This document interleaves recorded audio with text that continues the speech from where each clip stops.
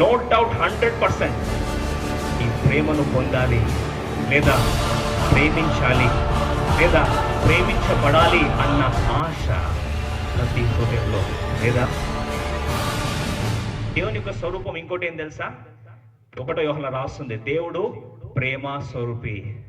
ఈరోజు ఆలోచించు, కూర్చున్న ప్రతి ఒక్కరు నో డౌట్ 100% ఈ ప్రేమను పొందాలి లేదా ప్రేమించాలి లేదా ప్రేమించబడాలి అన్న ఆశ ప్రతి హృదయంలో లేదా?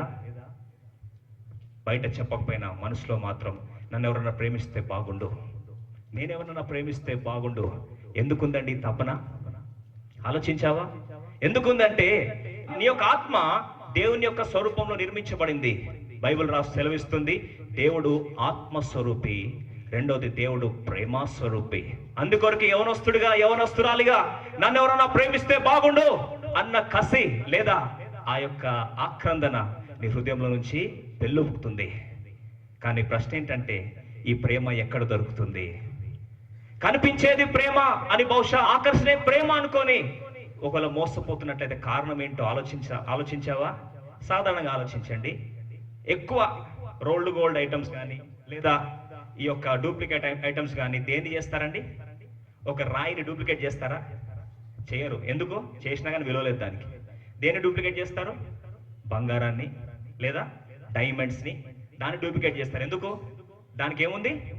విలువైంది. కాబట్టి ఇది గుర్తించిన అపవాది ఈ ప్రేమ అనేది విలువైంది కాబట్టి ఆ ప్రేమలోనే అడల్టరేటెడ్ లవ్ని సృష్టించి ఇదే ప్రేమేమో అందుకొరకు చాలాసార్లు భోజనం తినకుండా మానేసి కాలేజ్ పోకుండా మానేసరికి బహుశా ఐ లవ్, నేను ప్రేమలో ఉన్నానేమో ఏమో అని బహుశా నీలో నుంచి ఏమొస్తుంది? మిస్అండర్స్టాండింగ్. ఎందుకంటే ఒరిజినల్ లవ్ ఏంటో తెలియక ఆ నిజమైన ప్రేమ కావాలని చెప్పి తప్పించడం వాస్తవం కాదా? ఆలోచించు. బహుశా కనిపించేదే ప్రేమ, ఈ శరీరం చూసి ఇదే ఆకర్షణే ప్రేమ అనుకొని బహుశా ముందుకెళ్ళినట్లయితే ఎంత భయంకరమైన విషాదమో. రీసెంట్గా వార్తాపత్రికలో ఒక హృదయాన్ని కలిసే దృశ్యం ఒకటి చూశాను. నిషా నూర్ యాక్ట్రెస్ పేరు. ఆ యాక్ట్రెస్ 80s 90s ఒక famous celebrity, famous actress. Tamil movies లో, మలయాళం మూవీస్ లో ఊపిరి ఆడకుండానే సినిమాలు తీసింది యాక్ట్రెస్ గా. Famous celebrity. లెఫ్ట్ సైడ్ చూస్తారు కదా, కొన్ని సంవత్సరాల క్రితము ఆ లెఫ్ట్ సైడ్ దృశ్యాన్ని చూడండి. తమిళనాడులో స్ట్రీట్ లో ఒక హాస్పిటల్ పక్కన దగ్గరలో రోడ్ మీద పడేస్తున్నారు. అటుపైపు చూడండి, ఒకసారి చూడండి. గుర్తుపట్టేటట్టుందా? ఎవరు అనుకుంటున్నాం కదా, పక్కన పడేస్తున్నారు. ఎవరు పట్టించుకోవట్లేదు. ఆ యొక్క పురుగు లోపల పొట్టలో నుంచి పురుగులు వస్తూ ఉన్నాయి, కుక్కలు వచ్చి దగ్గర నాకుతా ఉన్నాయి.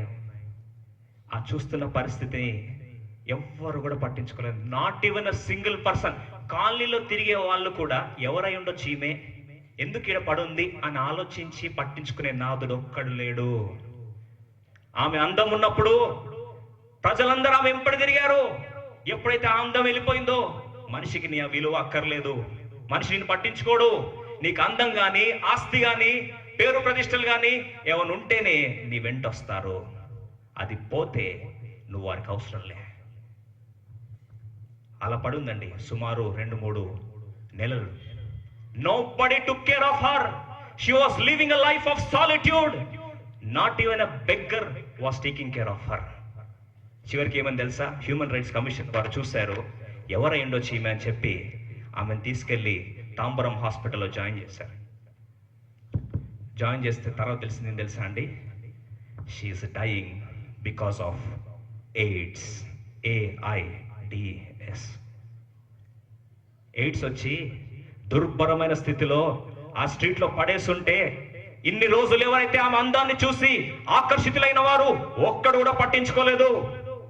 ఒక్క సినీ డైరెక్టర్ కూడా రాలేదు. కొన్ని వేల మంది, లక్షల మంది ఫ్యాన్స్ ఉంటే ఆమె అందం ఆమెను వదిలేసి వెళ్ళిన తర్వాత ఎవరు పట్టించుకోలేదు. మానవ ప్రేమ కొరకు తప్పిస్తున్నట్లయితే ఈ వాస్తవిక సత్యాన్ని అర్థం చేసుకోవడానికి ఆ నిషా నూర్ యొక్క దృశ్యాన్ని మీకు చూపించడం జరిగింది. ఎందుకు ఆ ప్రేమించాలి? ఎందుకొరకు మానవుడు ప్రేమ పిపాస అయ్యాడు? ఎవరన్నా నన్ను ప్రేమిస్తే బాగుండు అని ఎందుకు మానవుల్లో ఈ ఆక్రందన ఉంది అని ప్రశ్న వేసినట్లయితే, నేను స్వరూపి, నేను నిర్మించిన నీ సృష్టికర్త ప్రేమ స్వరూపి, ఆయన యొక్క ప్రేమ స్వరూపంలో నిన్ను సృజించాడు. అందుకొరకే what is there in the producer comes in the product. నేను తయారు చేసే మ్యానుఫ్యాక్చర్లో ఏమైతుందో అదే దాన్ని ప్రోడక్ట్లో పెడతాడు. నేను తయారు చేసిన మ్యానుఫ్యాక్చరర్ ఆత్మస్వరూపుడైన దేవుడు, నేను తయారు చేసిన నీ మ్యానుఫ్యాక్చరర్ ప్రేమ స్వరూపుడైన దేవుడు.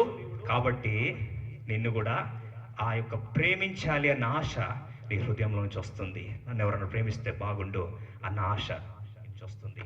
కానీ వాస్తవిక ప్రేమ ఏంటి తెలుసా? వాస్తవిక ప్రేమ ఏంటి తెలుసా? అతి గొప్ప ప్రేమ ఏంటి తెలుసా?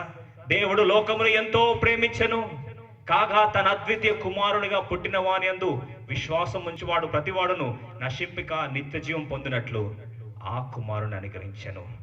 నీ కొరకు ప్రాణం పెట్టేదే నిజమైన ప్రేమ. ప్రాణం తీసుకునేది కాదు నిజమైన ప్రేమ. యాసిడ్ పోసేది కాదు నిజమైన ప్రేమ. ఆకలేస్తే అన్నం తినాలనేది కాదు నిజమైన ప్రేమ. నిజమైన ప్రేమ ప్రాణం పెట్టేది. ఆ నిజమైన ప్రేమ ఏంటో చూపించడానికి వచ్చాడు యేసుక్రీస్తు ప్రభువారు. అందుకొరకు వచనం రాస్తుంది చూడండి, దేవుడు లోకముని ఎంతో ఎంతో ఎంతన్నా పెట్టుకో, ప్రేమకు కొలత లేదు.